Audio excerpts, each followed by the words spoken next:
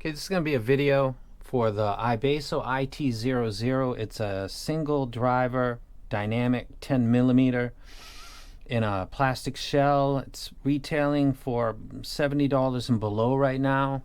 I'm going to, too long didn't watch, I'm going to go ahead and wreck this and put a green check mark. It's actually a really good set.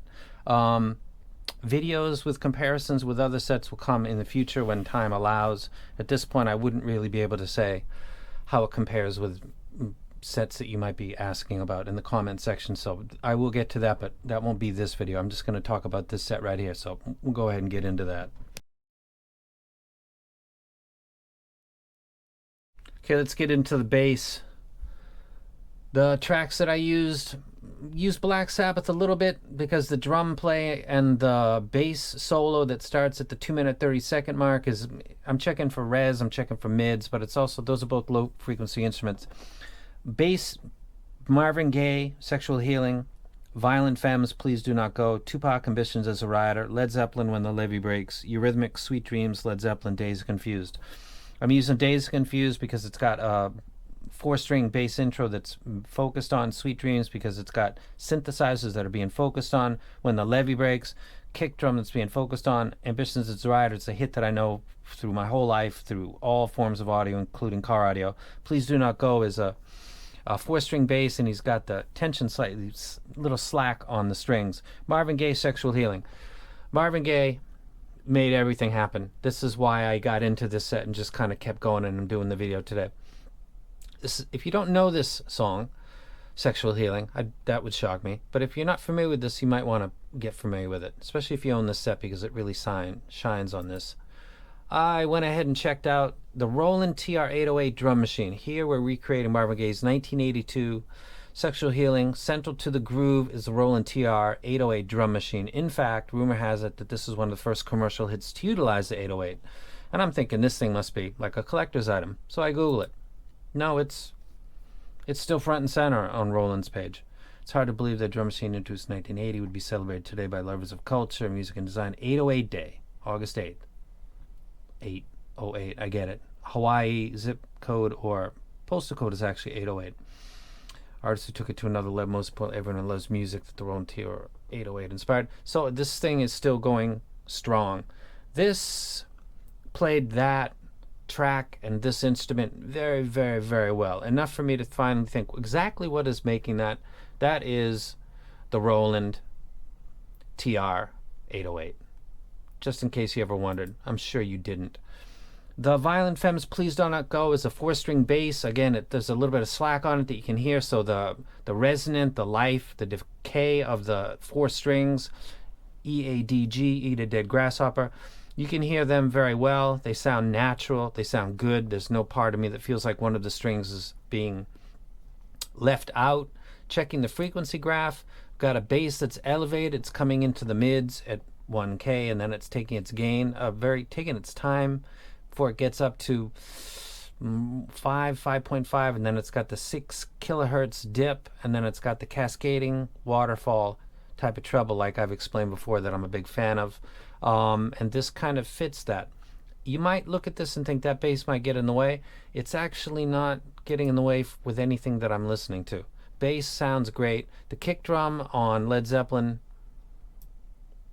which should actually be very close right here, the 4th album, sounds good. It's not a beryllium bang like on the Urban Fun. That's got a kind of a unique sonic sense to it, but this plays it very, very well. And also with the Urban Fun, you're basically, it's kind of a lottery right now, and it's hard to, it's on my list. I think it's top of the line stuff, but God, the QC issues.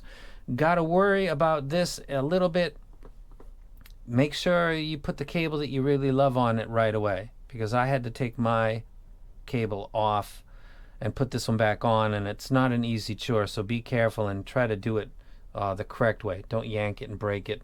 That's something that you would want to consider. So the bass on this, for the instruments that I'm listening to apparently the TR-808 in the Marvin Gaye track. I'm listening to a kick drum for John Bonham. I'm also listening to 4-string bass guitar, and also Sweet Dreams by the Eurythmics sounds dope as fuck.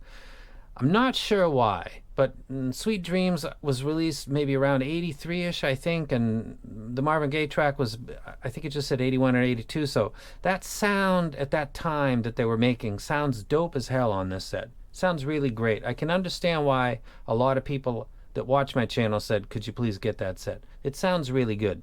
The bass is great, and it doesn't seem to this point, I've only had it for a little while, to be getting in the way of the vocals that I enjoy so much. Everything you're looking at right here has vocals.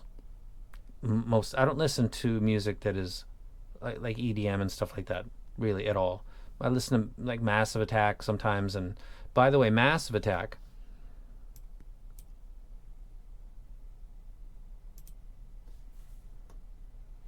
Angel, sounds powerful. This is a very potent set. Not to the point where it's getting in the way, but it is dominant when it's supposed to be, and on that track it is supposed to be. Marvin Gaye. Marvin Gaye's pretty much supposed to be the center when he comes in, and he doesn't feel like he's crowded out by the low frequency of that TR-808. So in the bass, good job. Very nice. Single dynamic driver. The timbre, the tonality of single drivers is really hard for hybrids and tribrids to mimic, and that is what they're doing, is mimicking it, because studio monitors or stuff that you have on your desk or in your car, they're usually physically separated. So trying to simulate that with a single driver or multiple drivers and earphones is very hard. It seems to be easier accomplished by single dynamic drivers to this listener and to this library. That's the bass. Okay, the mids. Dire Straits, Sultans of Swing, Fleetwood Mac, Go Your Own Way, Doobie Brothers, Taking It to the Street, Black Sabbath, Sweetleaf, Meatloaf, Paradise by the Dashboard Light, Jim Croce, Operator. Dire Straits, I'm listening to the guitar. There's a lot of taps, pulls, plucks. He's doing a lot of work. He's not using a pick. He's using his fingers.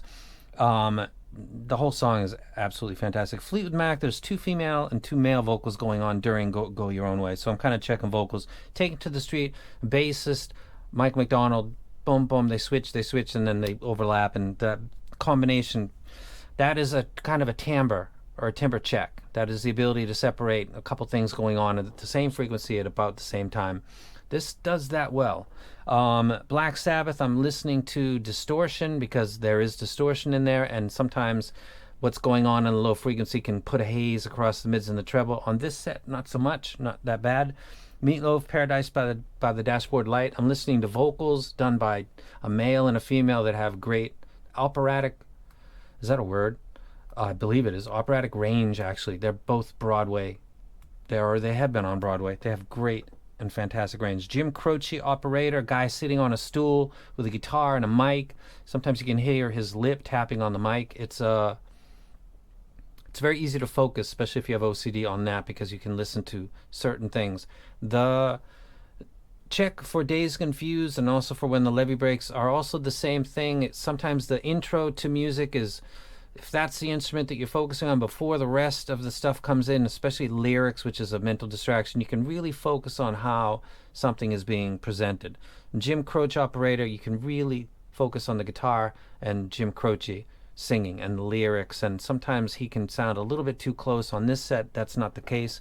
The mids sounded good. I thought Paradise by the Dashboard Light, which gets super busy, didn't seem to get penalized with it. This is actually a really impressive set. For its price, this is really good. I would have liked it to be in a metal shell, because I've become so accustomed to all my favorite sets being in that, and I don't worry about an issue when I'm pulling cables out. And this, technically, that MMCX holder shouldn't have any problem, but I don't like pulling it out. So again, the cable that you have that you like the best, when you take these out of the box, they're not connected to the cable, put it right on the cable that you like best, and then just skip the stock one. There's nothing wrong with the stock one, but if you got a better one that you like, that you bought, throw it on right away, and don't even mess around with like pulling this out unless you got a tool that does that. So that's the mids.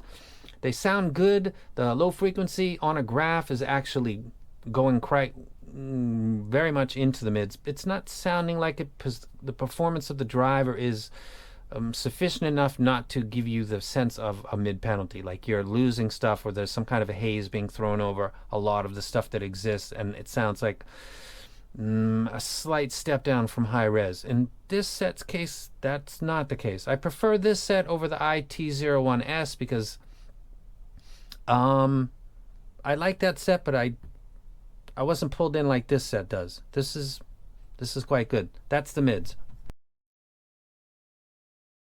Okay, the treble. Using Pink Floyd Money, also Time. I actually listen to On the Run as well. Boston, More Than a Feeling, Metallica, Fade to Black, ELO, Telephone Line, Pimp C coming up, Earth, Wind, and Fire, September. The treble on this is really appealing to me.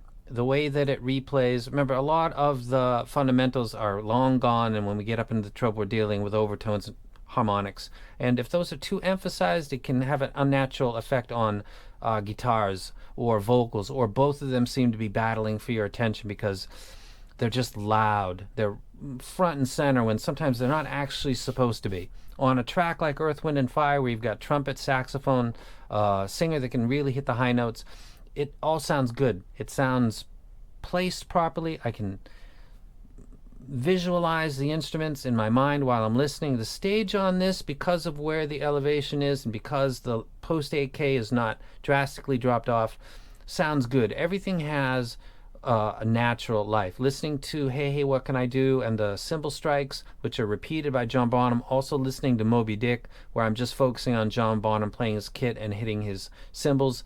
Also the hi-hats. Sounds very, very good. There was one track that I listened to where I thought that it sounded kind of tizzy, but that is the recording actually. So this is doing cymbals quite well. It's got to, everything I listen to has got to do the 4-string bass guitar properly. It can't sound like it's sacrificing one of the strings, and it's got to do cymbals right. And this is doing cymbals right. So Earth, Wind, and Fire comes in fine. Listening to Money, the register, and throwing the coins in, and that can get kind of on you. And stuff with elevated treble, 10 dB and then a plateau where everything is lording over the mids and the bass is just something I can't get with because I like to listen. I like to get into listening sessions. I like to listen to stuff like Robert Palmer. Let's see if we can get to Robert. There he is. Right. No. That's not what I was looking for. Right here. Robert Palmer, Sneaking Silent Through the Alley. Also jammed to this. This is the set of all the ones that has been wrecked to me in the past, I don't know how many months, that this is a something killer. This is really great. And I buy it with my own money, and like I did with this set, ordered it directly from iBasso, and then get disappointed, but I don't do a video bashing on it because other people's happiness, I don't take any joy. I did that with the QKZ VK4 and then thought, that's $9. Who gives a shit about my opinion? If people like that, leave it alone. So I decided some of the sets that people said, oh, that's awesome, I just skip and move along. And this set kind of bucked that trend. This was actually a good rack. This is a good set. It's priced well. It's by a company that is known to people. I've dealt with Paul from iBasso personally. When I had an issue with the DAP, there's an iBasso right in the back over there, their flagship DAP. I'm a fan of some of the stuff that they make. I've wrecked the DX160 for quite a while. I had it. This is a good set. I would recommend it. It's giving me the bass that I require. Let me go ahead and get out of here, and I'll go and give my conclusions. Okay, conclusions. This has a tuning that is appealing to me. It's got the bass that I need. It's got the kick drum. It sounds like it's supposed to be. It's not overbearing. It's got 4-string bass and all of the stuff that I listen to. It sounds proper the way it's supposed to be. I don't feel any sense that the bass is getting into the mids enough that it's diminishing the quality of the replay. Like I'm sacrificing something, but it's because I like some parts of it. There's no real compromise going on here at this point. I'm most concerned about the cable, to be honest with you. And that's not failed, and I haven't read that it's failed, but again, switch your cable right away if that's what you're doing. And if not, don't worry about it and use caution. They got little tools now we can pop these out. The mid frequencies, vocals, fundamental parts of guitars starting right around there, also vocals. The crossover is about 1.5K. Everything sounds fine. The mids is where everything goes to die. If you've got good bass and good treble and the mids are scooped, you're fucked. If the mids are too much forward, everything's on you and everything sounds unnatural. It's got a very weird tonality to it. That's not the case with this, so the mids are not stepping wrong. And the treble is where it kind of shines for me. It's got that elevation at around 5. but it's got the scoop that I'm very familiar with, and I prefer. If I'm going to pull something down by myself on an EQ, I'm going to do it right there. And then it's got the descending, cascading waterfall treble, which I've said many times on this channel that I'm a fan of. I don't like stuff to just fall away. EST drivers seem to be able to give info without the same amplitude on the scale as dynamic drivers or balanced armature drivers. That's still a thing that companies are getting familiar with and doing better or worse with. With a dynamic driver, this is pretty much how I like it to go. Dun, dun, dun, dun. Information all the way out to 16. It gives a sense of air. So listening to stuff with like Freebird on the One More From the Road, which I listen to give me the quality of the left and right crowd. Also Ronnie Van Zant taking up both left and right, and just the sense of space that I can get. I thought it sounded good. It doesn't step wrong anywhere. The only thing, and I'll say this for the 10th time, and it's not a deal breaker at all, take your cable that you like and put it on right away. These are going to come in the box, separated from the cable. Just put it on right away. Holding the shell and pulling on the cable makes me feel uncomfortable. And I've done it, and I had to put the stock cable on because it's the video for the item. But as soon as it's done, I'm going to go through, right when this camera gets turned off, I'm pulling that off and putting on other cables, because that's what I do with stuff I like. So this is the iBasso IT00. It's a single dynamic driver of 10 millimeters.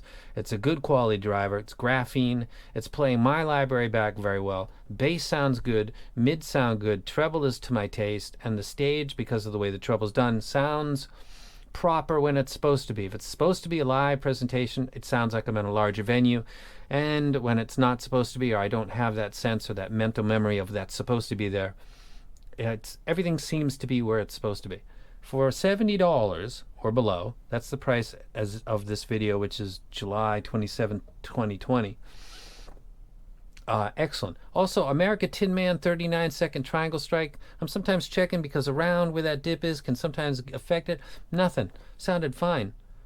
Pink Floyd on the Run 26 to 58. The gate announcement, the clarity of that was pretty damn good, actually. Soundgarden, Black Hole Sun, 1:16, when the bass really comes in and starts to move the track, sounded fantastic. Can't Find My Way Home, a very significant cymbal strike at 27 seconds, sounded great.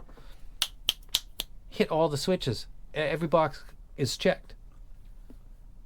Watch out for the cable. I think I literally said that 10 times, and people will get tired. But you won't, because the first time somebody fucks up, they'll say, I should have listened to you. So listen to me now. Get this set, buy it, get your favorite MMCX cable ready, and as soon as you get the box, take them out and put it in, and then forget about it. And you'll never ever have a problem with that. There is no reported problem, but take a plastic shell and yank on it. The strongest part of that would be the metal, and that is the MMCX connection. And everything around that is not as strong as that. So if you're going to pull on both sides of that and do it repeatedly, don't. Just leave it. And for record, for all stuff that is plastic, or you're not sure if it's resin or plastic and it's MMCX, minimal cable swapping. Like, don't go crazy. I think I'll play with this. No, save that for the 2 pins or for stuff that's made out of metal. And even then you mess it up. So don't go nuts with the cables. And that's it. I'm out. I'll go ahead and throw this up. Comparisons with other sets will get done. I got a bunch of stuff I got to do. But I'll keep people up to date as much as I can. I'd go ahead and wreck getting it now. It seems like there's some supply issues going on in China right now. So while this is still available, I would recommend go ahead and grab it. And this was probably kind of a long video. So apologies, not really apologies, and I'll let you guys go. And I'm out. Good job by iBasso. Very nice. When iBasso does well, but I guess that's with every company, but they can do some good stuff sometimes. That 220 Max back there is absolutely fucking dope. It's really, really, really nice. And this is another nice one by iBasso. Probably my favorite IEM that this company's made. And I'm including the stuff that's much more expensive because I just wasn't feeling it, I guess. And you ought to grab it. And I'm out.